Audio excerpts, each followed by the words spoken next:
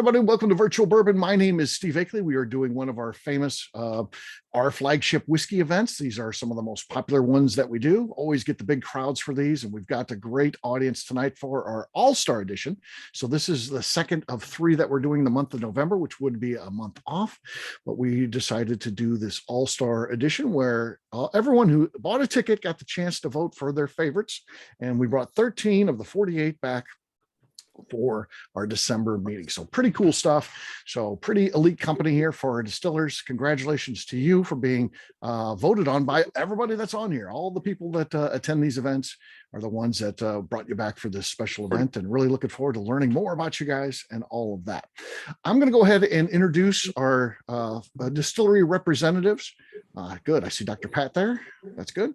I'm going to introduce everyone in the order that we'll be going. We'll follow the same order that's on the placemat. We'll just say hello to start out here. Then we'll circle all the way back around and start the interviews with the first one that I'm going to introduce here. My good buddy, Buzzards Roost. Of course, many of us know him for Bourbon's Bistro, the best bourbon bar in the world, the first bourbon bar in the world. And now he's got the Buzzards Roost, whiskey company. And we're going to have something cool to talk about today. And he's got a real treat for us because they just released their first bourbon. That's what he's going to be tasting out for us tonight. So very fun stuff. With that, I'll introduce Mr. Jason Brauner. Hey, Jason, how you doing, man? Hey, man, how's it going? Good. Thanks for having me. I'm thrilled and flattered. Oh yeah. People love you. So yeah. I hope you know that. I hope you always know that. People really, you've made yourself accessible and things like that in a way that a lot of people who do what you do, don't necessarily make themselves so accessible. So you're up at the bar, you're a guy you can talk to and learn from bourbon. I mean, how many people who do kind of what I do learn about the industry through you? It's there's a lot of them that have come up there and kind of worked their way through learning the bourbon industry and how to taste and all that kind of stuff, isn't it? I'm still trying to figure out what it is that I do.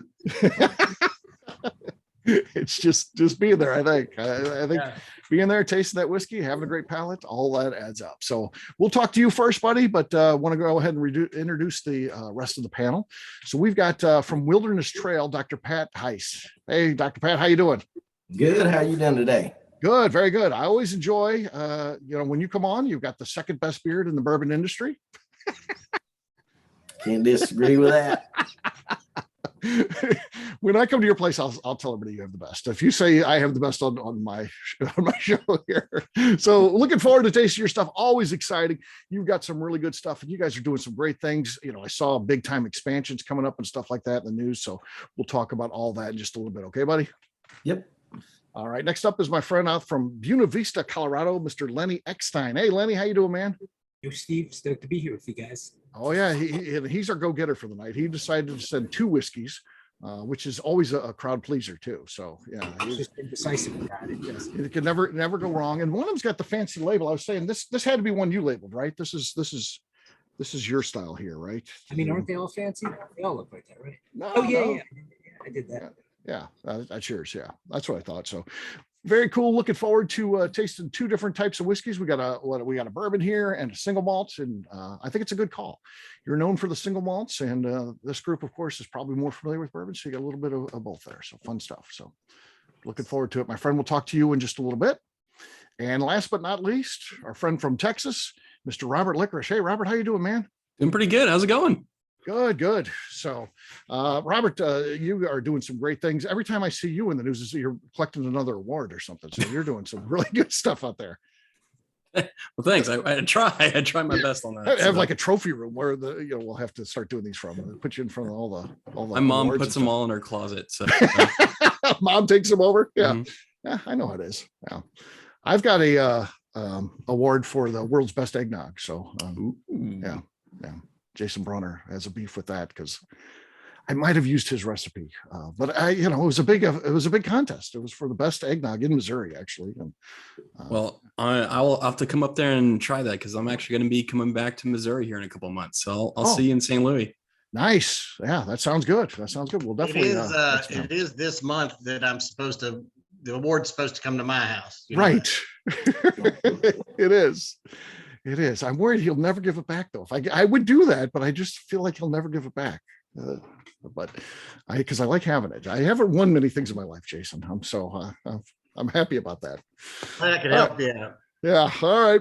Well, let's bring back our buddy here, Mr. Jason Brauner. So Jason, tell us a little bit about Buzzards Roost. What do you have going on with that? Because I think most people who attend this type of event, where this is also going to be on YouTube, but if you don't know about Jason, all the great works he's done at Bourbon's Bistro, opening in 2005, world's first bourbon bar, and you know, the great thing is if you go to Louisville, it might be your best bourbon drinking experience and your best meal all at the same place. Really a fantastic place to go to. Knowledgeable bartenders, like I said, Jason's there, but we want to focus our talk tonight on Buzzards Roost. So tell us a little bit about how that thing got going.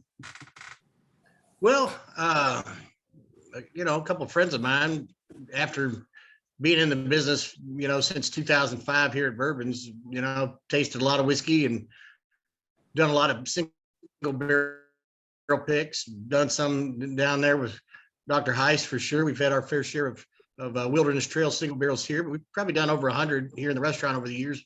And just decided it was about time for me to start my own brand. You know, we tried to get a distillery funded and realized I couldn't raise that much money. So we started a brand and started sourcing whiskey from MGP, and got with Andrew Weebrink down at Independent Stave Company.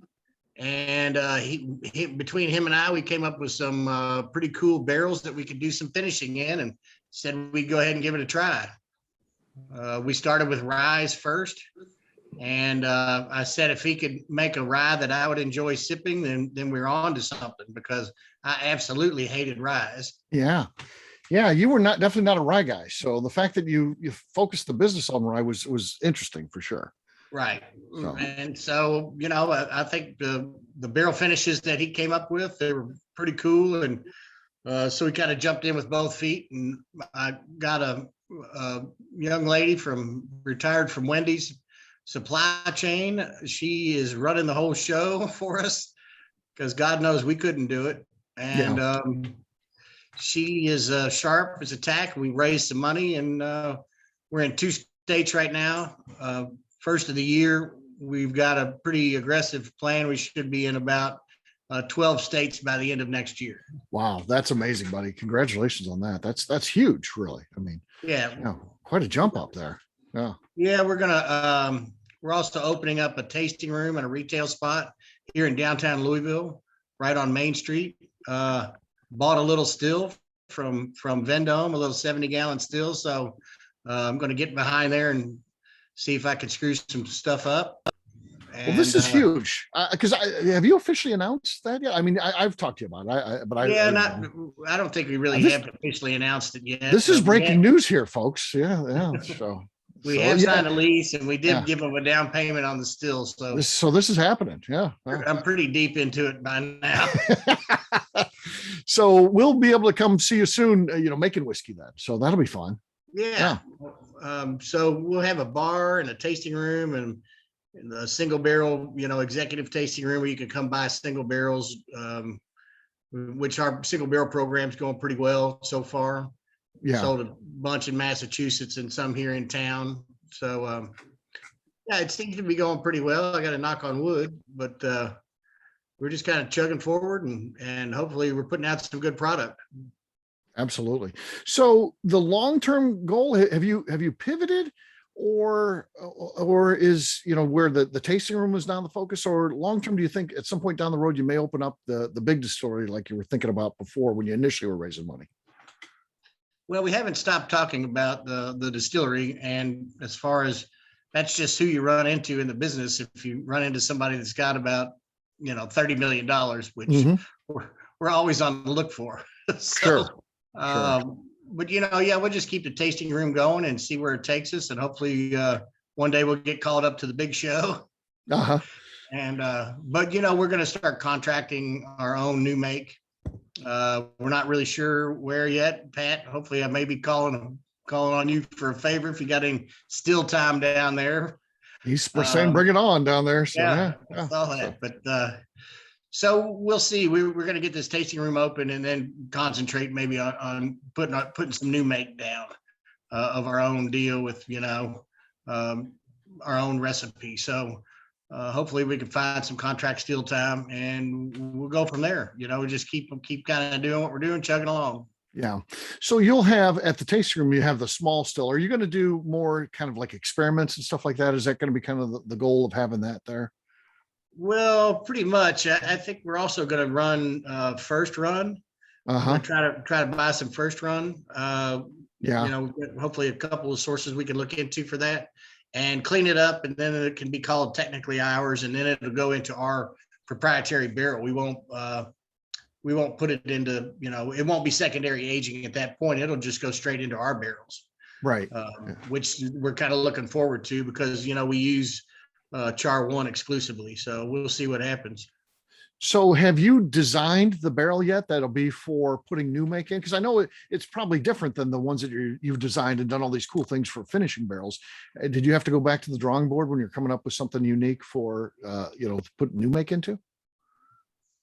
Well, we'll probably design a couple of other ones, but I think we're going to use some of the barrels that we have already designed. We have about 12 barrels that are proprietary to us. Nobody can use that, recipe or whatever of that barrel. So I'm sure we're going to be all over the place with it, really, to tell you the truth.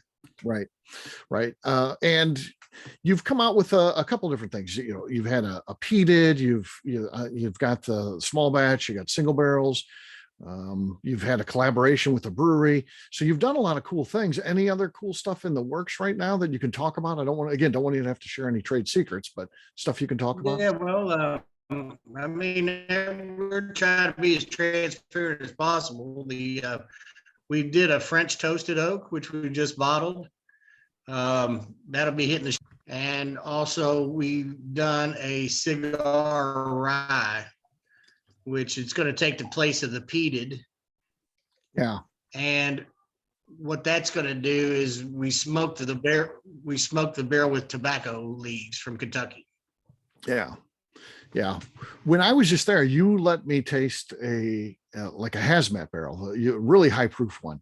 Is that going to be something you're coming out with? Because I know the yield isn't going to be big off that one. There wasn't a whole lot left in the barrel. But is that something you have plans still to do, or we're going to do something else with that barrel? Well, we did have a hazmat barrel, and there was only 12 bottle yield out of it. Oh, that is really low. Yeah. Yeah. So what we're gonna do with that is we're gonna take that and just we're gonna hand select charities, and we're gonna use them at charity auctions just to try to raise some money for those. So we've got a dozen that we'll probably use over the next year and try to raise some money for some good charities. Right. That's a great thing to do with it for sure. So congratulations on that. That'll be cool. Very cool. So tell us a little bit about the whiskey that we're going to be trying here, because it is a bourbon. What did you guys do with this thing? Well, we do. We got our stock from MGP, and I'm using half of it is 21%. They're 21% rye bourbon, and the other half they're 36% rye bourbon. Okay. So we actually blended those, and it actually it went into 3 of our proprietary barrels, and that's maybe a little bit proprietary, but it went into 3 of our barrels, and we blended it from there. So we're pretty happy with what came out. Pretty thrilled about that, and we're trying to hone in on a recipe that we can keep it really consistent. Yeah. Before you did this, you're just a whiskey fan. And, I know you've known for a great palate. You've got some great stories about, different things that you've done. You beat Fred No one time in a contest with his own whiskey, which is cool. Picking out which was which in a blind tasting, which is a great, incredible story. So you're known for your palate, your nose, and all those things. But blending's different, right? I mean, you're doing a whole different thing that you've never done. How did you learn how to do all that? And of course, the thing to me is, how do you know when to stop when you start blending? How do you know when it's like, this is done, this is ready? Well, I mean, you hope to think that I don't know. It's just, it really is. It's just a trial and error is really all it is. And we've already kind of been doing that with some of the juice we get from MGP. We say, well, does it need to go in this barrel of ours, or does it need to go in that barrel? What does it need? And so we're looking for that overall front, middle, back, the whole dog and pony show, as I call it, Yeah. with the long, with the long finish. So, I mean, it's tough to get there, but it's worth striving for. So we just endlessly blend and blend and blend until we come up with something that we need, and it really turns into a horrible Sunday afternoon. Right. Yeah. Because Because I know like you're actually gonna Sunday. you're actually gonna drink this stuff. As soon as you're not the guy with the bucket there. You're if you're gonna taste it, you're gonna taste it. Right. Of course. All right. So let's talk a little bit about this. So everyone, if you haven't done so already, give that thing a pour and let's talk on the nose what we got going on here. Jason, anything you want to say about the whiskey itself as we start to do that? Like I said, I think we warmed up with the rye, Mhm. and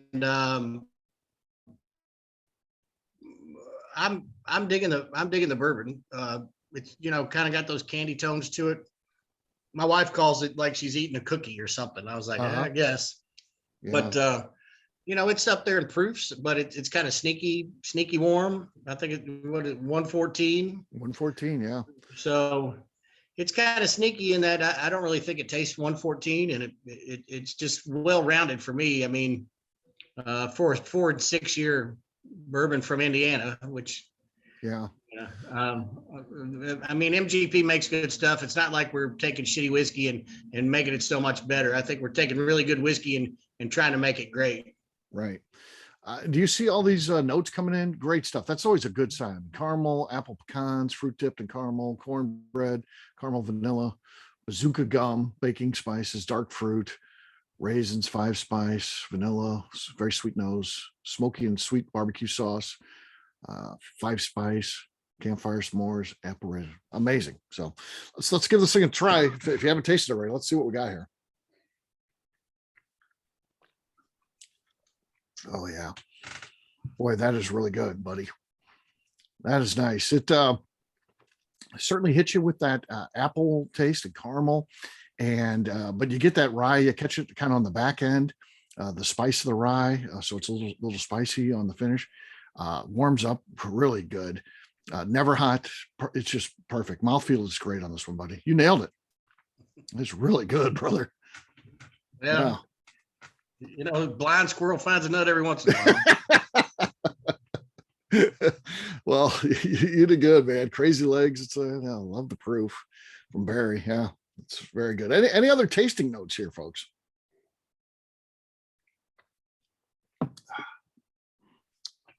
Dark chocolate, raisins, almonds, dark chocolate brownie, caramel snicker, coffee on the end.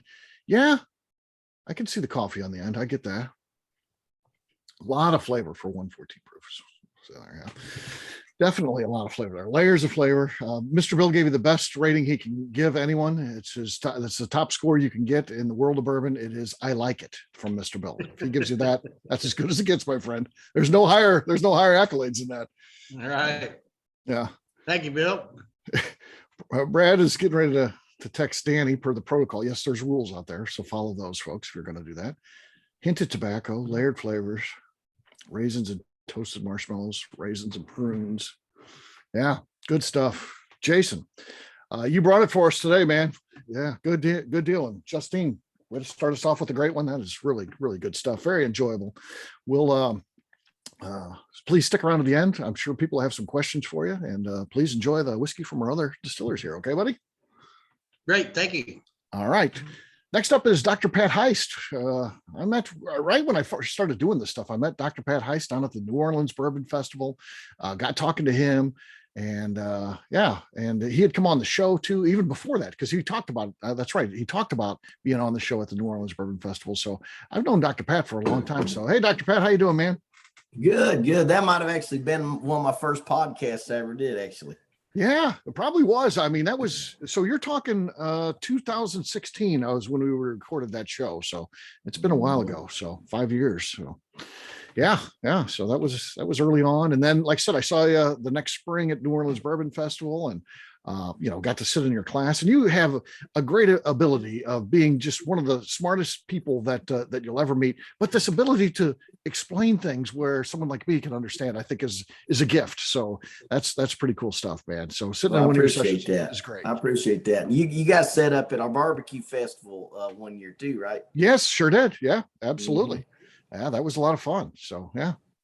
So yeah, we've got a little history there. So that's cool stuff. So tell us about Wilderness Trail and how it got started and what you were looking to accomplish with your distillery. So Wilderness Trail, we just came into our 8th year of distillation. And so we've actually got 8-year-old bourbon aging right now in our warehouses. Our goal has always been to, get into some good age. And, we're into 8 year now. 2 years from now, we'll have 10 year. 4 years from now, we'll have 12 years. So we've got a pretty serious long-term plan for getting to some age. Now, when we first started, so kind of going back, my business partner, Shane Baker, and I, we actually met playing in a rock band back in the early 2000s. He's a mechanical engineer. He's got a lot of Fortune 500 experience working for different companies. He was in venture capital, so he, understands business and how to finance a business and all that kind of stuff. And I've got a PhD in plant pathology, which I used to work with agricultural extension at the University of Kentucky, helping farmers with problems related to microbial diseases of crops. So grain crops, a lot of the same grains that are used to make bourbon. I used to work a lot in turf grasses, so I spent a lot of time on golf courses trying to solve issues of making the grass look good. And I also did a lot of work in tobacco and different vegetable crops. So I went on kind of oddly from plant pathology, a PhD in that. My first job out of college was as a medical microbiology professor. And I did, that was over in Pikeville College they have an osteopathic medical school over there. That's in Eastern Kentucky. Mm-hmm. So I was over there for 7 years. And during that time, started consulting for companies that market yeast and fermentation products to fuel and beverage alcohol distilleries. So I kind of floated from being a consultant to starting a company, Firm Solutions, and Shane Baker was an obvious choice for a business partner. And so we hooked up, started Firm Solutions back in 2006. And currently that company, we do business with over 600 distilleries and breweries. Wow. And hard seltzer producers, fuel alcohol distilleries, about anything that's got to do with fermentation. We're involved with either on supplying products or technical support. So one thing about being a yeast provider is the yeast gets the blame for every problem that a distillery or brewery has. So if you're going to be successful as a yeast provider, you need to be ready to get that phone call of, hey man, this damn yeast isn't working. Right. So then you go in and you start looking at everything. Okay. And to look, when I say look at everything, you go into a distillery that's blaming you for a yeast issue and you're like, hey, what's your mash bill? What temperature, how are you processing that grain? What temperature are you cooking at? How long are you cooking that for? When does your corn go in versus your wheat or your rye versus your malted barley? Yep. What enzymes are being used to convert starch into fermentable sugars? Are there any bacterial contamination concerns? There's a lot of issues that can affect fermentation that's not the yeast. So over the time we were running Firm Solutions, we got to look into over 1,000 different distilleries on a troubleshooting basis and learn quite a bit about what are good ideas about distilleries and what are some of the bad ideas with distilleries. And during that time, we started doing a lot of training for other distilleries, and we still do a lot of training for even some of the big bourbon producers here in Kentucky. And, about 7 years into that company, we started generating a little capital. We had hundreds of customers. Things are going really good. And we realized that this would be a good move to start a distillery. So we started Wilderness Trail Distillery. We thought, we can incorporate that into our training. We can start a little brand. So we started Wilderness Trail, and almost immediately we got onto the Kentucky Bourbon Trail Craft Tour, which is part of the Kentucky Distillers Association. It's kind of the smaller craft version of the big heritage Kentucky Bourbon Trail. Yep. So we started on that in 2012. We started distilling in 2013. And we kind of drew a line in the sand where we had the Firm Solutions Company kind of supporting the growth early on of Wilderness Trail. We had the luxury of waiting a full 4+ years before we ever released a whiskey. Yeah. So our first release was Bottle in Bond on our wheated bourbon. So we got a lot of attention for that. And, very quickly we started seeing, there's a lot of potential for contract production, but not at 1 barrel a day production. We were making 1 barrel a day, 4 days a week. So fast forward to 2018, and we completed our last, which was our 3rd expansion, which took us from 1 barrel a day, 4 days a week to 220 barrels a day, 7 days a week. So we went from non-existent 8 years ago to currently, based on our calculations, we're about the 14th largest bourbon producer in the world. And we just became the 18th member of the Kentucky Bourbon Trail, the Heritage Trail. Congratulations so on that's that. driving a lot of business to our place. And we're actually, like I said, we're into 8-year-old whiskey now. We're in 36 states in the United States. We're in England, Germany, getting ready to be in Sweden and Denmark.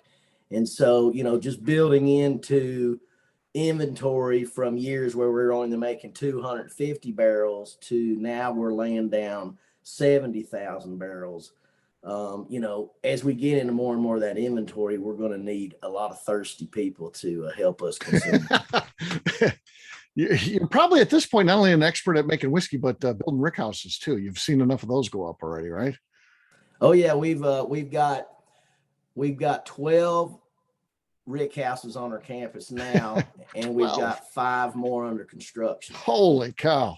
So those are 24,000 barrel houses. We fill a 24,000 barrel house about once every 3 to 4 months. Oh man, it's kind of unbelievable. It is. It really is. Yeah. When did you think this was going to happen? I mean, I assume anybody who's starting to distill in and thinks they're going to be a big nationwide provider and sees this coming at some point. Did you think it was going to happen this quick for you guys? Man, it's all kind of so seamlessly happened. It's sort of almost like we drive on the campus of that place, and it's unbelievable. I mean, just seeing all the growth and all there's probably 150 construction workers on site at any given time building bathrooms and tasting rooms and barrel houses and bottling facilities and all these different things. So it's really unbelievable. I can say from my own perspective, we definitely didn't realize that it was going to get like it has. But I can also reflect back on the decisions we made. We made some enormous investments and kind of, hoped that it would end up at least even a fraction like it did. And we just really didn't, when we look across all the states we're in, you'd think, we're on the Kentucky Bourbon Trail. We get probably over 100,000 visitors to our place every year. And a lot of people come out of there with bottles, multiple bottles and different things. And we do great business in Kentucky because we've really been focusing on it. We sell more alcohol in California than we do in Kentucky. And we don't have any employees out there. And I don't know that we don't have any billboards, no nothing. So there's a heck of a lot of word of mouth going through these bourbon groups. And we participate in a lot of different podcasts and educational activities. You've always said yes to us, so we appreciate that. I mean, that's a big deal to give up your personal time to come on here. So we appreciate that. We get a lot of love back. Yeah. So that's really cool stuff. So tell us about the whiskey that we're going to be drinking tonight. And then we did have a question come in. Are you in Michigan by chance? I don't even know if you know that off the top of your head, but. Am I in Michigan? Yeah, your product. I mean, I know we're in Michigan. We're with a company called Benchmark up there. So I think Total Wine, and I know we do a lot of barrel picks up in Michigan. Okay. So if anybody has any questions about where they can get our stuff, they can connect through you, and we've got managers who manage our relationships with our distributors who can pinpoint a store. Help you track it down. Yeah. So, the whiskey tonight. Here, this is a bottle in bond. This is our high rye bourbon. So as with all of our whiskeys, we list the mash bill on the side. So it's 64% corn, 24% rye, and 12% malted barley. This is a 6-year-old age stated, and it's bottled in bond, so it's 100 proof. Now, we go into the barrel at 110 proof. Okay. So when we're coming out after Low, 5 to 6 years, we're probably sitting at about 113 to 118. So it doesn't take a very much of a dilution to get down to 100. So we still got a lot of, really good color in our whiskey, and it maintains a lot of the characteristics of what you get out of the barrel. Yeah. Yeah. It's nice on the note, big time, like creme brulee. I mean, on the nose, classic notes. And we also have a wheated version of this, which is age stated 6 year. Okay. All right. What are you guys getting on the nose on this one? Let's see what comes in here. Grape soda, cedar, slight banana, says Barry. Sweet vanilla. I get the sweet vanilla for sure. I get like a little pear in there too. Butterscotch, cherry bacon, spices, oak, cinnamon, Ben & Jerry's, American Dream, brownie batter. This all sounds good. Buddy, I'm just trying to pick up some pink label bourbon. Dyes his hair and all. There you go. Cotton candy, light peanut butter. So yeah, again, same type of thing. A lot of different notes coming in. I think that's always a good sign. So let's give this thing a taste. Again, cheers, gang. Let's see what we got here.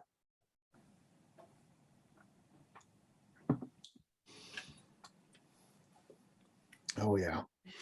Yeah, that is an easy drinker. It is sweet, but it's also got kind of a leathery note in there too. But it's certainly sweet on the palate as it hits it. Now, I think it's probably worth mentioning here, since you mentioned sweet, we run a sweet mash recipe rather than a sour mash. Okay. So we start with all fresh water in our mashes rather than incorporating back set or this previous back set from a previous batch. Yeah. Yeah, well, this is Lenny's going to want to ask about that. He hijacked. Lenny's a distiller at Deerhammer, and he's looking at the idea of possibly doing sweet mash or something. And he has questions, and then he gets combative though if you don't give the answers he wants. So we'll see how you answer it if you're on the side. And that being said, too, Lenny also has this weird claim to fame where he claims in a cage fight he can beat any distiller in the country at any time. He can beat anybody. Doesn't have to be in a cage. Oh, it could be just on the street. It could be on the street.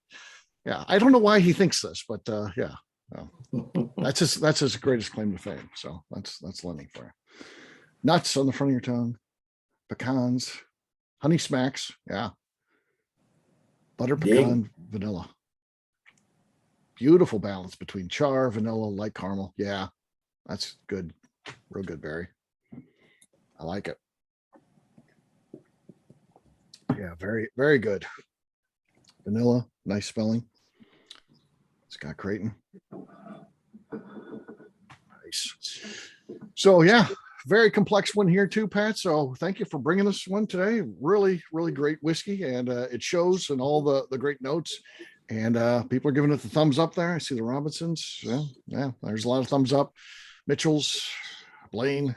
Yeah, very good. So appreciate it. You can stick around, and we'll have some questions at the end. Is that okay? We'll do a live Q&A at the end. All right. Thank you, sir. And next up, we'll bring up Mr. Lenny. Lenny, how you doing, man? Doing great. That's good. That's good. Tell us a little bit about Deerhammer. I feel like most of you folks probably know, but for those who don't, Deerhammer, as of this month, we've been distilling for 10 years. Okay. And, the impetus behind all of it, God, it feels like forever ago, but it was really all about, as craft distilling was coming to become a thing. And I was at the time or prior to that pretty immersed in, all things, home brewing and beer and fermentation.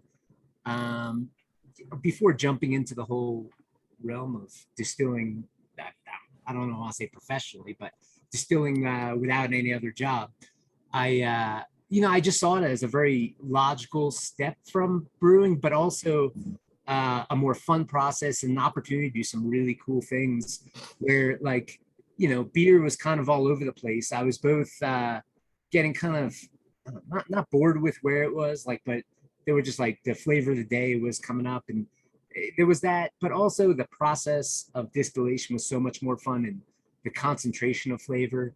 And as I mentioned, as craft distilling was coming up, it just seemed like there was such an open door for reinterpreting traditional flavors. And that's kind of what Deerhammer has been known for. And American single malt was really the logical progression for us, being so comfortable with malted barley and the process of lautering, which is a traditional method of producing, malt barley, wort, but ultimately malt whiskeys.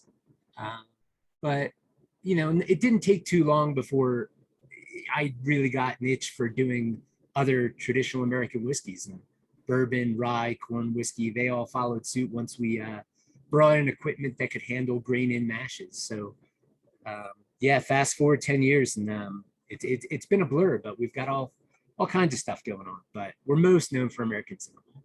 American single malt, yeah. And we're going to be trying that. We're also going to try your bourbon too. So you sent two. So we'll try the bourbon first, and then the single malt is the plan. But again, kind of single malt being your signature product, and that's a category that continues to grow. And of course, you always hear there's people that always want to figure out the next thing. So you do see a lot of articles is American single malt's the next big thing in that. And how come? What drew you to those? How come you're just such a fan? American single malt, you mean? Yeah, American single malt. To me, it's inevitable. I mean, not inevitable is the next thing, but there's so much barley out there. Like, why?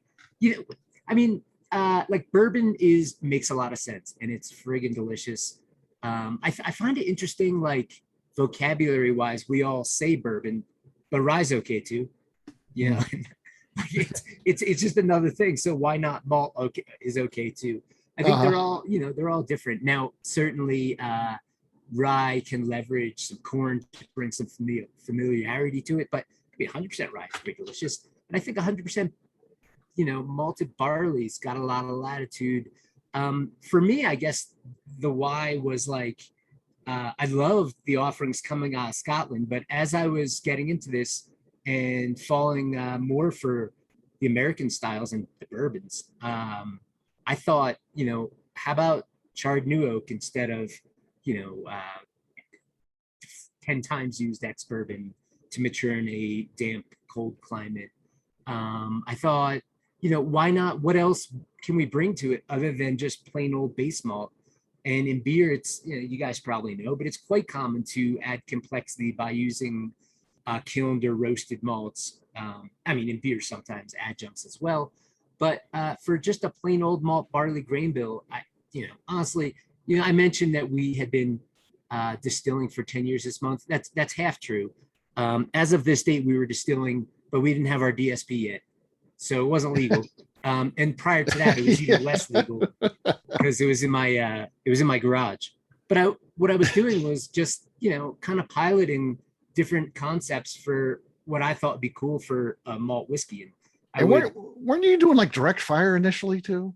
Yeah, direct fire in my garage, direct fire at Deerhammer. The bourbon, actually, maybe both that you're about to try are on direct fire still. Wasn't the insurance the one that busted you and cut you off? Absolutely. That should never happened to begin with, but insurance we were too brazen about it for sure. Like, we're a small distillery. Like, Pat, did you just say you guys fill 2,500 barrels per month or something like that? We do 2,200 barrels every 10 days. Oh, fuck, that's a lot. Yeah. We do like 7 barrels every 10 days. And like, just to my right, we've got 600 barrels. And, I feel like that's a lot. But yeah, we're a small distillery. So we felt like, we could do whatever we want. Nobody's going to care. We had an insurance inspector pop by, and I don't know why I wasn't even there, but my wife and business partner, Amy, was there, and she the insurance inspector looked at that and was like, well, I don't know about that. Amy kind of scoffed her off. I was like, beat it, lady. Like, what do you mean you don't know that? That's what we do. And we're not going to change it. And then they informed us a few days later that we only have insurance for another 2 months. So, we thought about trying to fight that because direct fire pot still distillation is a very cool thing. Sure. You're in a downtown location though. You're literally in downtown, tourists all around, all kinds of Yeah. kids, families. There's And, like, Lenny. I mean, to rewind a little bit, I guess like I could talk a lot about our process, but I mean, we like for our single malt, we lauter and we open ferment for a pretty long time, and we do double pot distill, and we were doing direct fire pot distillation, and with that direct fire, I mean, it's tricky if you were to have a grain in mash, but with single malt where you're lautering, it's just liquid. That direct fire lends a really cool kettle caramelization, a Maillard reaction that you can't necessarily get all that easily with steam. But we did cave. We ended up putting in a new steam pot still. So we still run pot stills, but we're getting very close to firing up our direct fire pot still behind our rack house, which, I mean, we're not going to ask for permission, but on the flip side, the police station's also going right next door. So that's going to be tricky. We'll see how it goes. I don't think they'll bust you. Well, they don't care, right? Well, the police They don't won't care. even know. No, I just think that's how it's done. I mean, I'm thinking back to my dad was a policeman. He wouldn't know any better. He'd be like, yeah, hey, Lenny, what's going on? So, he would definitely See how care. it So, goes. yeah, so that's good. So, what about you? So, you've got two whiskeys here that we're going to be trying. We're going to be trying your bourbon and your traditional American single malt. So, tell us about the bourbon first. Yeah. Well, so the reason why I want to send this one in, it's something that, like, in 10 years of doing this, I've realized is that in 10 years, one might find their own, their own style, their flavor, their house flavor, like what they're really trying to have for an expression. Maybe one can find it sooner. But I think if you're trying to, like, our intention was always to paint outside the lines. And inevitably, sometimes you're going to paint a little too far outside the lines. And, like last week when I was tuning in, listening to folks talk, there was a gentleman on, I don't know if he's on tonight. Maybe his name was Sean. I forgot. But he mentioned if you mess with bourbon too much, it kind of ticks people off. And I think he's right. And I think that's what we did. I mean, I wasn't ticked off, but the reason why I wanted to send this in was, it's a 4-year-old. We ended up bottling it as a bottled and bond, 4 years. It's a 4-grain bourbon. It was direct fire pot distilled, but it represents like us kind of coloring so far outside the lines and realizing, we should probably bring it back in a little bit, but fuck it. Like I wanted you guys to taste it anyway, even though our newest generation of bourbon is different. I thought this stuff was fun. And it's kind of a neat winter expression. Yeah, and you're part of our Distiller for a Day program, so you can come work at your distillery for a day. And you even let the people pick out the grains that they're going to use and stuff like that, if they give you enough advance warning, right? Yeah, I mean, I think like any opportunity to make a unique barrel, because every batch we do fills one barrel. Right. Why not? It's fun. Yeah. So consider that if you're going out to Colorado. It's definitely a cool thing. All right, let's talk about, again, we're tasting the bourbon first. We'll taste the American single malt in just a second. So let's talk about the bourbon. All right. Chocolate, oak smoke, cream. Yeah. Hickory smoke, someone saying. Vanilla. I'm getting some sort of fruit there too. Well, let's taste it here. Savory, mint. All right, let's try it. Let's see what we got.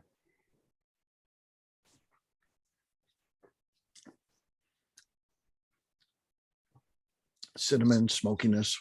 Yeah. I don't know what that word is. Schlinkalara. I don't even know what that means. Is that a brand? Maybe. Stealing from Mr. Bill. Love it, says the bear. Smoke comes through on the palate. Yeah. It's definitely smoky. You're weird, Evan. That's weird. Not going to lie, says Evan. and Lenny retaliates with he's weird. Guilty, right? Tobacco and dark chocolate. Yeah, that's there. It definitely dark chocolate taste. Yeah, and I should mention, I think it says it on here, but let's see. So we use, we try to use Colorado grain whenever we can. I don't know the Colorado grown's the best grain. I'm sure it's good enough, but it feels right to use what's grown in state. The corn in particular is grown down at Ute Mountain Farm, which is in the southwest corner of Colorado, right near the Four Corners. Mm-hmm. Food grade corn as opposed to a feed grade corn. And we've been experimenting over the years, a mix of yellow and blue, but this one's primarily yellow. Oats, a portion of those oats, somebody mentioned hickory smoke, portion of those oats were cold smoked in-house with hickory wood. We've backed off that over the years, but it was kind of a fun way to play around with the walls that make up bourbon. What else? Wheat and oh yeah, dark roast barley, chocolate malt. Okay. Okay. All right. Yeah, a lot of notes in here. Several said that you're getting peat on there. Yeah, I certainly get that too. Something awesome, but kind of weird. Somebody says different. Something fun about the taste. Could put it in front of a Scotch drinker.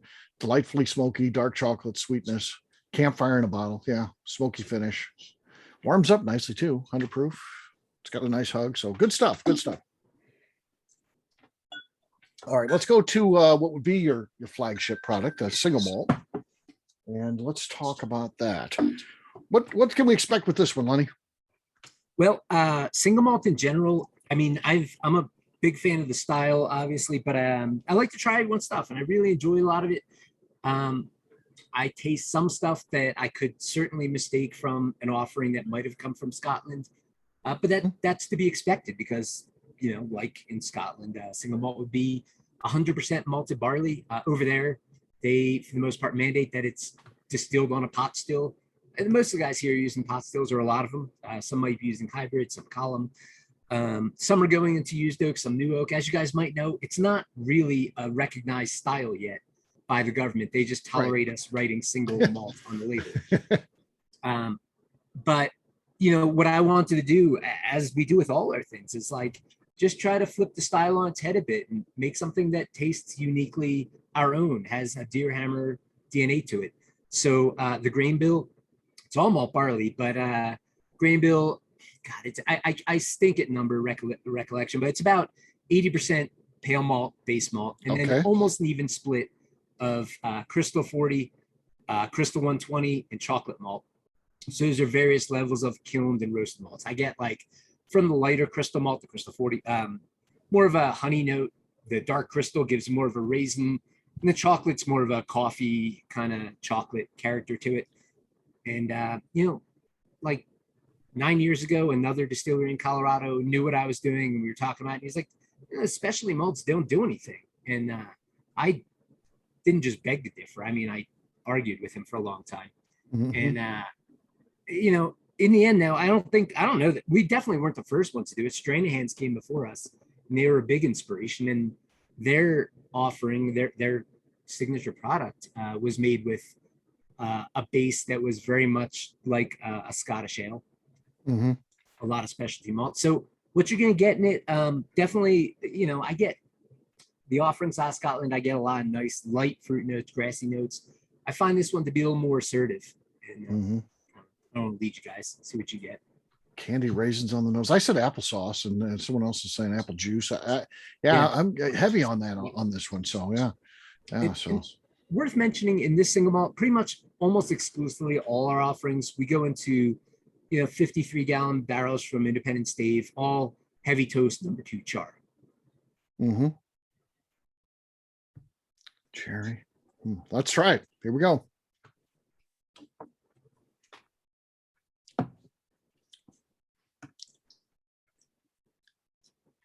Yeah, you get that kind of apple up front, and then you get a little that kind of peatiness at the back, and a little of the chocolate notes too, though. That's kind of on the finish.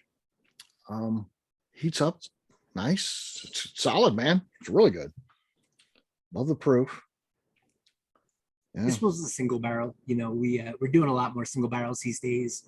You know, I don't know if this is common or not. We kind of do whatever we want, but I tend to pull at least 10 to 15 barrels of our single malt that are my favorite across the board. And the bummer is that they would work really well in any, you know, vatting or blending in our next batch. But I don't know. I mean, it's just fun to have them to the side. And when someone comes out for a single barrel pick, it's nice to offer them up my favorites and not offer them up the rejects or, you know, whatever else. Yeah, this is single barrel. I like this one. Single barrel. Coffee notes, campfire roasted apple notes. Yeah, all good stuff there, man. Corn aftertaste, says Steve. It's good. It's good stuff, man. Really good. Thanks, man. We need more single malt. Absolutely. Keep up with the single malts. Keep making it a thing. All right. Good stuff. Thank you, Lenny. Please stick around and we'll bring you back at the end for the live Q&A. Should be fun. All right. Last but not least is our good friend out of Denison, Texas, Mr. Robert Licorice. Hey, Robert, how you doing, man? Doing pretty good. Doing pretty good. This is a hell of a lineup tonight. This is a lineup, right? Yeah. This is all heavy hitters. So it's like all 4 cleanup hitters is what we've got. So yeah, really, really good stuff here. So, but thank you for being part of this and fun. And tell us just a little bit about Ironroot Republic. Tell us a little bit about your distillery and that type of thing.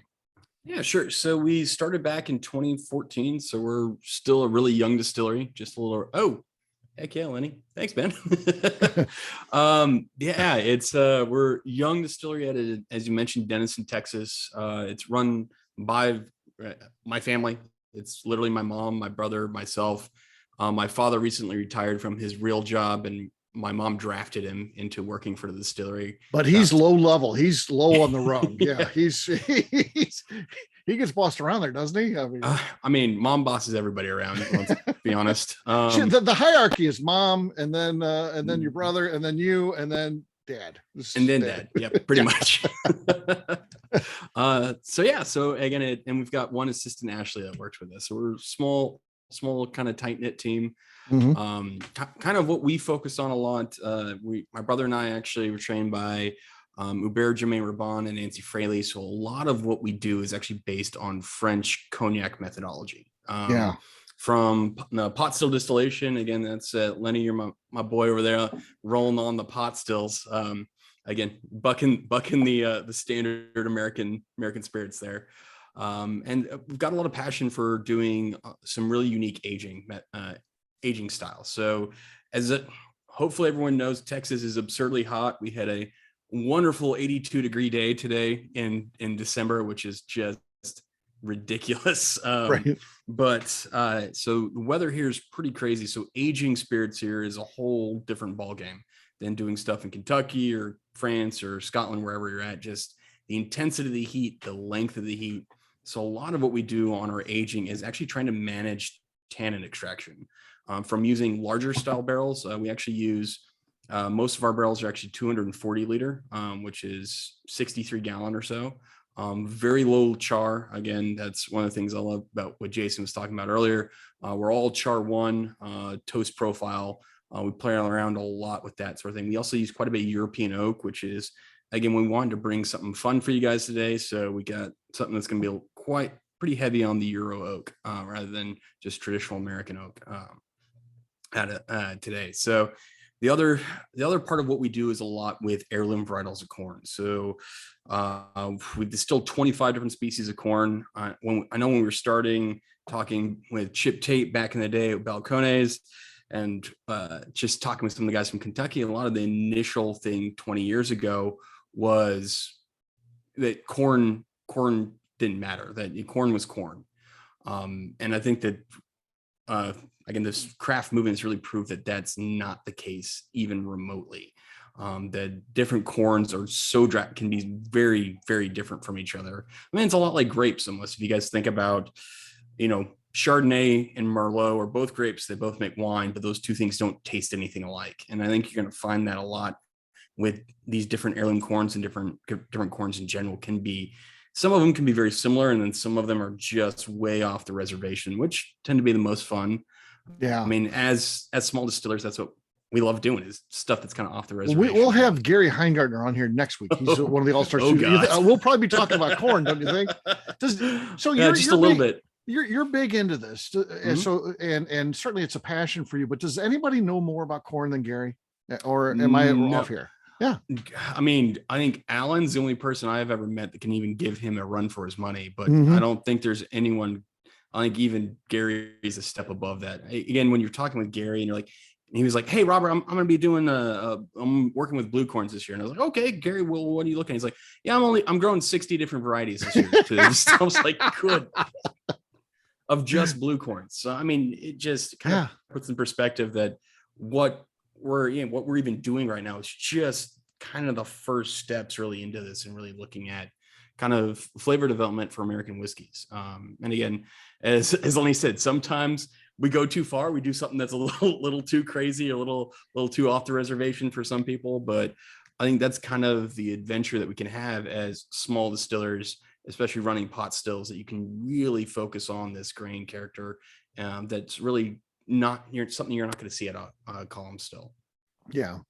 Yeah. And, the success has been the real true 70, testament. Yeah. Good Lot of awards you've gotten recently. And so tell us about some of those that you picked up, because it really does speak to, so what a great job you're doing. I mean, and again, Steve, we know that awards it's a one group of people's opinion on that certain day. So sometimes it's a little any given Sunday, but we've been fortunate this year. Got named Craft Distillery of the Year by ADI and by Whiskey Magazine. Our Hubris has won Best Corn Whiskey in the world 3 times from Whiskey Magazine. And then in 2020, our standard Harbinger 115 proof bourbon actually won Best Bourbon, which was nothing I ever expected. Because again, it's a super different style of bourbon. Again, when we start talking about pot still bourbons and just the grain character and all the things that come from that, it's not something that I ever expected to be on the reservation to ever happen. But it's been a ridiculous blessing for us. I mean, things have kind of blown up, and trying to keep stuff in stock can be a little bit of a nightmare. But as I said, I'm not standing in a liquor store every Thursday, Friday, and Saturday night now. I get to actually go in there and shop. So it's been a giant blessing this last year for sure. Yeah. Oh, that's cool.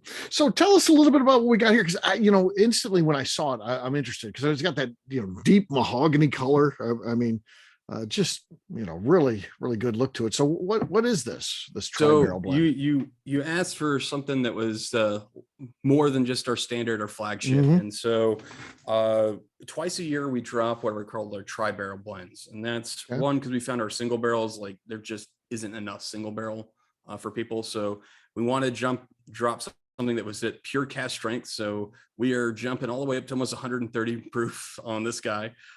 This particular one, some of our older barrels in the warehouse, again, it's all European oak for this particular blend.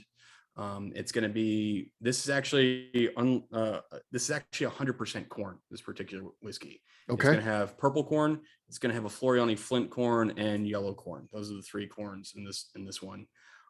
It's super fun. Again, the mahogany is going to be, this is unabashedly a Texas bourbon.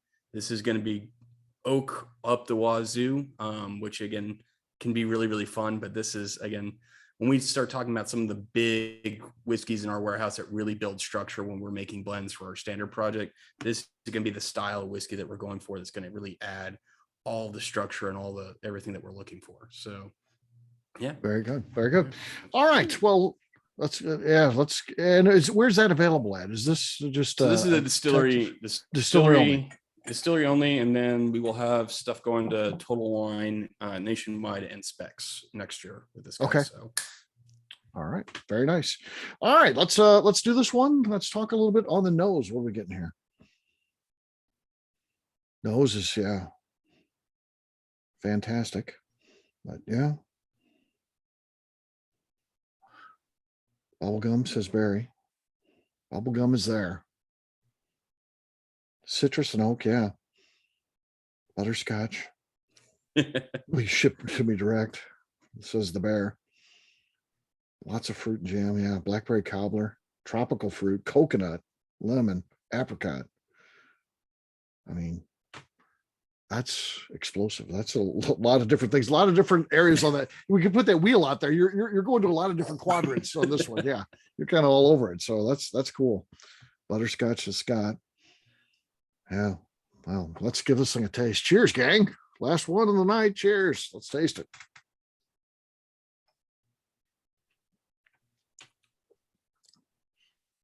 Oh, wow. Dude, this comes in at 129 proof. Yeah, it's 129 proof. I'm glad you got the bottle there, not me, because I'd be drinking that till I just fell off the chair here. That's when the podcast here would end, when the show would end, when I just fall off the chair. So, dude, that drink's easy. Man, that is good. I tell you, to me, that's one of the beautiful things about pot still. Like, I personally, lower proof pot still bourbons aren't my favorite. It's when they start getting the higher proof and you start getting at 3, 4, 5 years in Texas on the age, they just tend to be so soft and rich and heavy. And it's what I love about them. And again, it's super unique, again, flavor for coming off the pots, but Evan wants to do a road trip, it. but you, Robert, you told me that you're going to be coming to St. Louis. So Yeah, we just need to have you pack up the trunk before you head this way. Some of this stuff, bring it to us. This Texas funk is, some folks are really a thing in your opinion. There can definitely be an oak funk on barrels when you get so much oak pumped into a whiskey so quickly, like you do in a lot of places in Texas, especially if you're using smaller barrels. There can be the oak, the way it presents is going to be a much funkier oak than what you're going to see because at a Kentucky, you tend to get more of a balance of the oak and the oxidation of the tannins. Whereas in Texas, especially people that tend to have it the most are like Garrison, that are just going to be single pass distillate and then just again, a lot of oak pumped right into the whiskey. So those typically tend to be the whiskeys in Texas that tend to have the most Texas funk, and then there's some that have less. Again, we're in a little bit farther north, so our temperatures are quite a bit cooler. The weather patterns tend to be a little bit more moderate where we're at versus down the hill country, but Texas funk is a thing. I will definitely say, and there's especially pot still. Again, you're talking sometimes the corn and that oak just come together in a really unique way. A lot of people talk about like sagebrush being a kind of a flavor and a profile of that kind of Texas funk. Yeah. Toasted oak, heavy cedar, brown sugar. Yeah. What kind of water are we mashing with? So we actually use our city water that is then we soften it and then we go through testing with it. For us, And that's a good I call, really like right? a high minerality. In Texas, that's a good call, right? TDS. Yeah.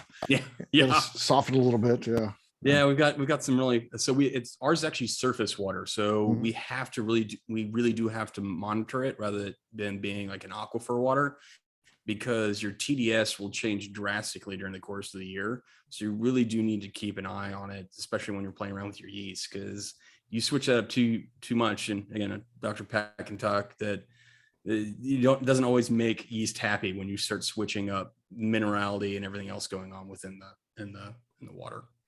Yeah. A couple of questions are coming in about availability, because you did say this will go into total wine at some point, and when this particular bottle, not this particular bottle, but in the future, tri-barrel next year, there will be limited amounts sent out nationwide through Total Wine. Okay, so 2022 through Total Wine. Okay, so yeah, but again, if you really want this one, I'm sure they're all going to vary, of course. This one would be distillery only, so you need to get a friend down in Denison, Texas is what you need to work on. Are there any of these left? Bear wants to know. Okay, it doesn't actually officially release till Saturday, so they're there. All of them are left, other than this one. This one is not left, but that bottle and this bottle, these two are taken. Yeah, that is amazing. Steve Moore and Bear are going to be heading out your way, apparently. One of the best flagship lineups to be part of. Yeah, very cool. Online sales, do you do anything online or anything like that? We do online, but our wonderful governor here in Texas thinks it's a danger to society for us to ship spirits. Beer and wine, totally fine, no issues. But the moment liquor bottle goes into the mail, there's a danger that the children could be damaged somehow. So, yeah. Interesting. That sucks. Yeah. So, what are you going to do? But man, really, really good stuff. And let's go ahead and give a round of applause to all of our distillery representatives. Really great show tonight. They brought the all-star theme to this thing for sure, and really brought us some amazing whiskey. Yeah, I can't even believe, like I said, this is almost 130 proof here, what we're drinking to end this thing. Of course, we like to open it up questions. Now, feel free to open up your mics at this point, ask questions. You can ask it for the entire panel. You can pick out somebody individually if there's a question specifically for them. So what do we have? Questions for the group. I have a question for Lenny.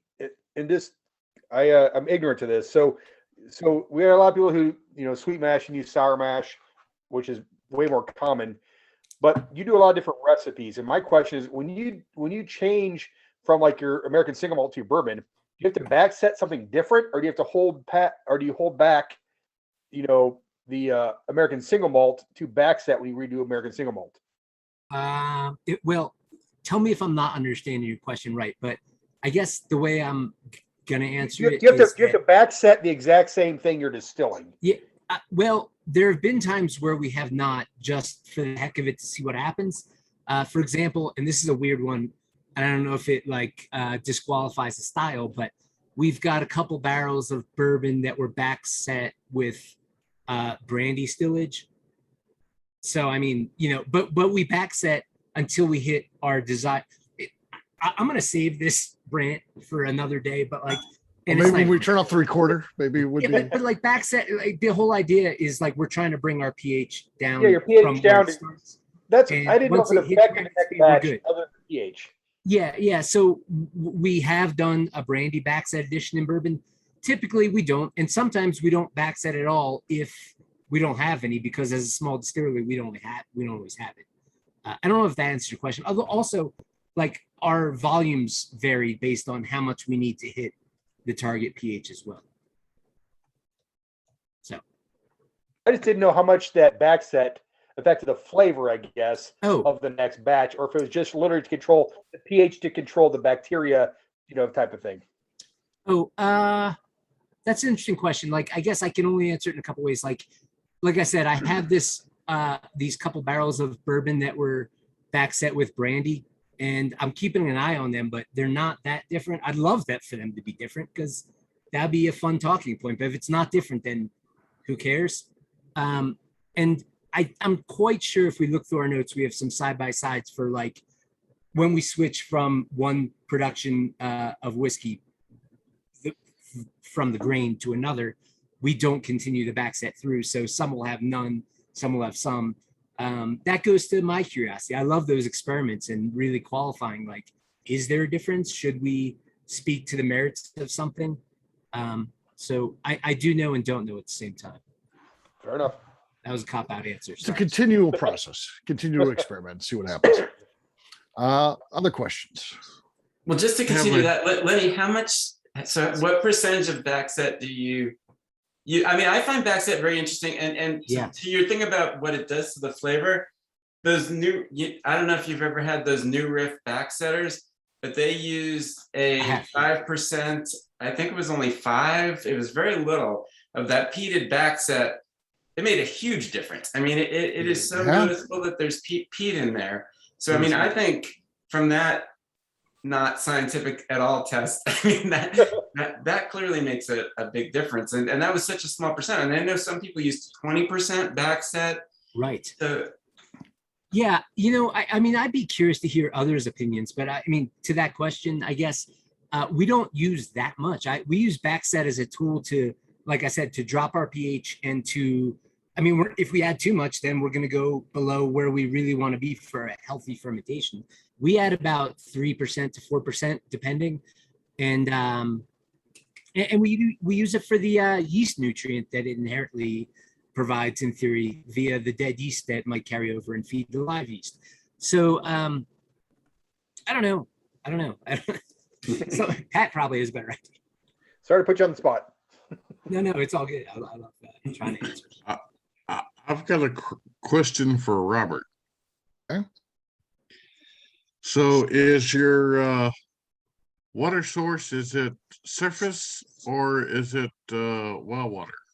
So it's going to be surface water. So we have Lake Texoma that's right next to us, which is giant lake. And then an offset off of that is called Lake Randell, which is what supplies the city. But all the water for Randell actually comes from Texoma. So it's all Red River water, which again makes it super interesting to deal with sometimes. When the lake turns over, we have to make sure the filters are extra high during that time of year, because it can get real funky real fast.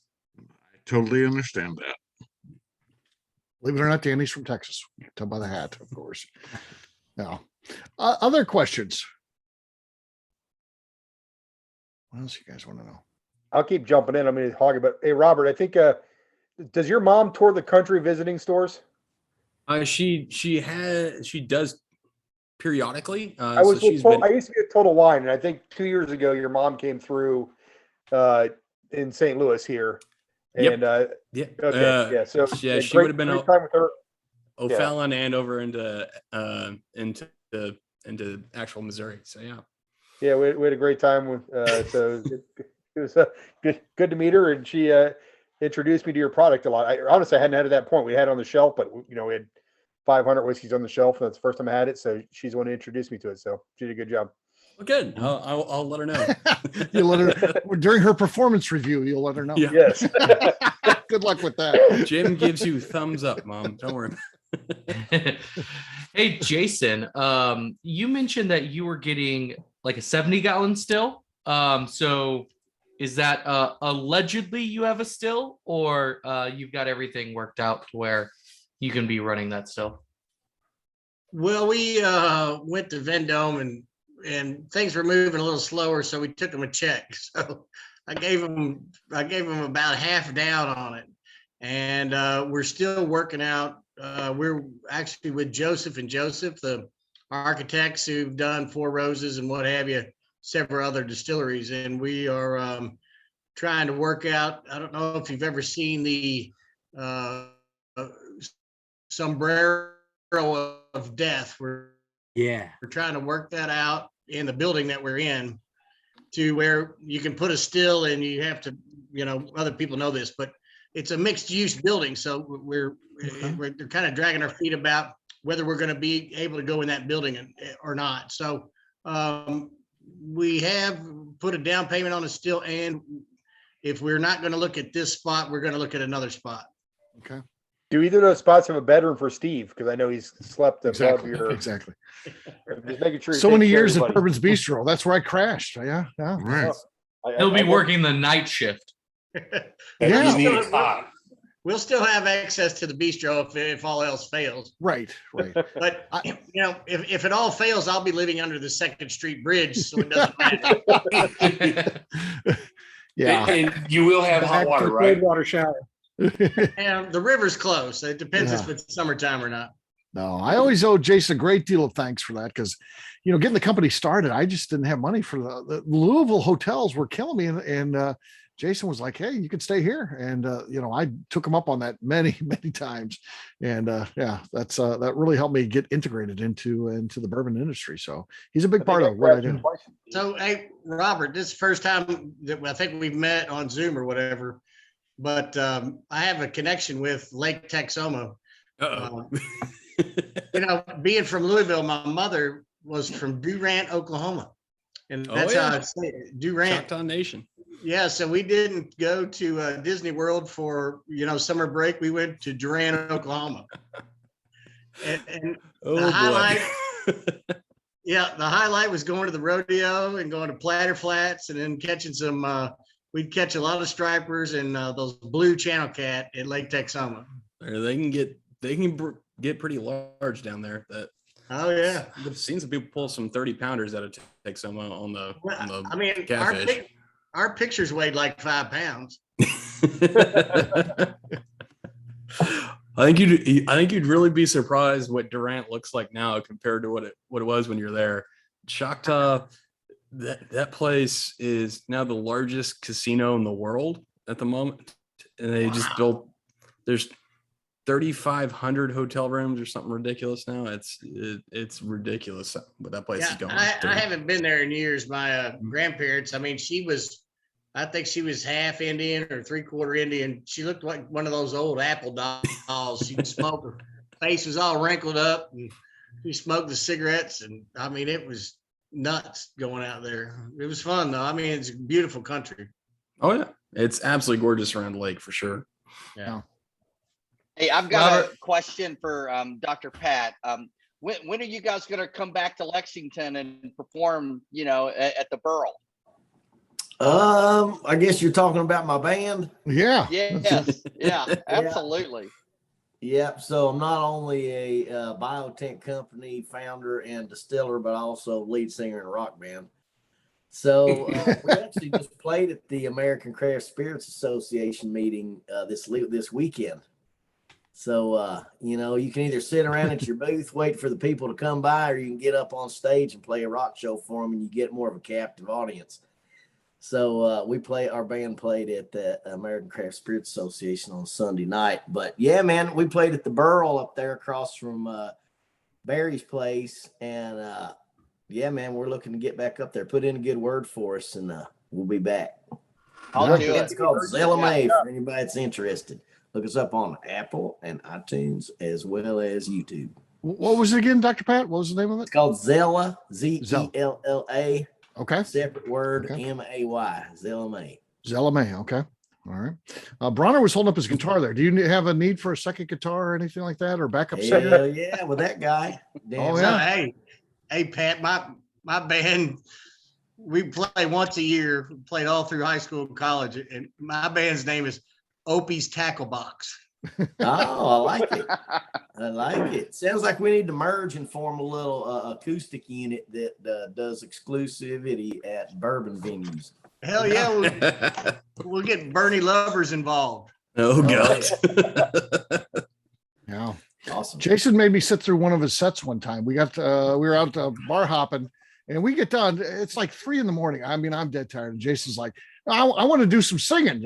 So he gets out his karaoke machine and he sings a song, and I applaud him like, thanks, Jason. That was great. I'm going to bed. He's like, no, I got to do my set. It's a 4-song set I got to do. So I had to sit through all 4 songs, and I recorded one and put it out on Instagram. And they were all, believe me, they were all, in my mind, they were exactly the same in terms of quality. But he saw that one the next day on there. He's like, oh, that was bad. I'm taking that out of the set. I'm like, they were all about that same quality, dude. It was 3 a.m. You were lit. But yeah, he did finish it off with Lady, a rousing rendition of Lady bum, bum, bum, bum, bum, in the morning. Big stick. Hey, Steve. Yes. Impression. Steve, I knew that Jason was kind of a big deal, but He is a big deal. hell, from Saturday night, that's some bitch. He's a real big deal. Oh yeah. Jason got a big I award. We were did talking not about realize awards how before big of a with deal Robert, he yeah. was.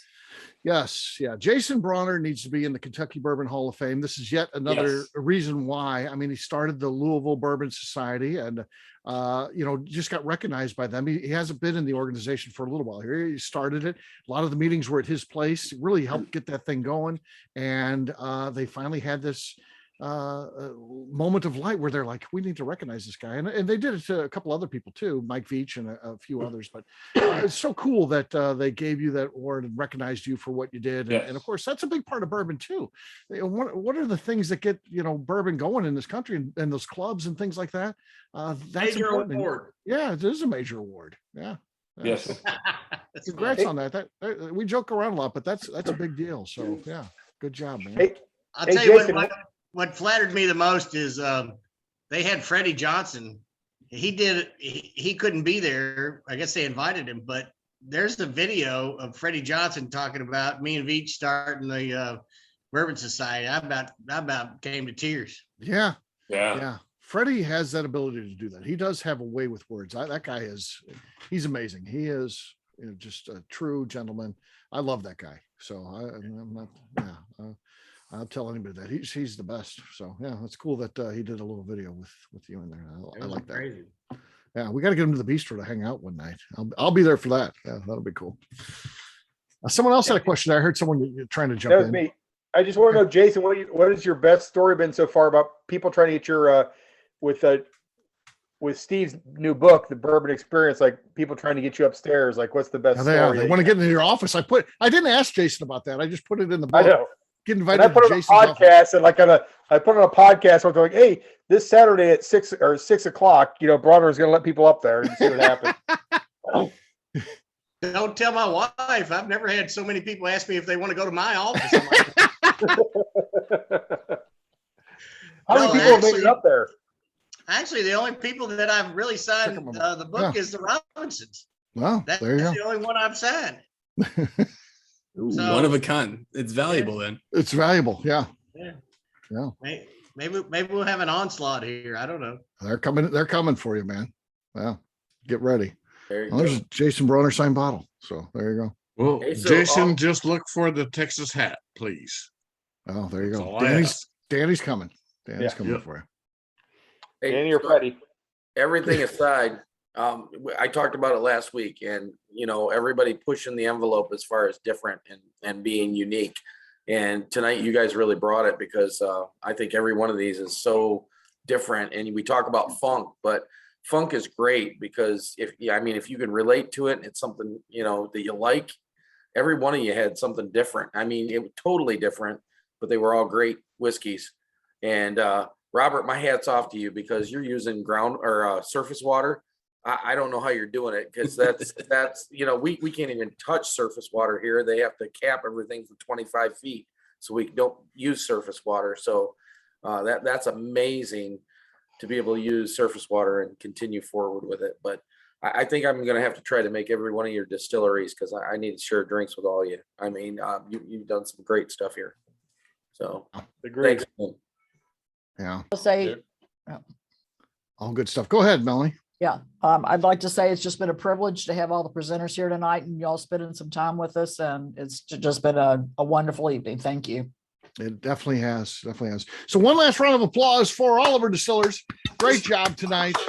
They really brought it. They embraced the idea of being all-stars and brought us some cool stuff. A really, really neat thing that we had here tonight. Very special evening.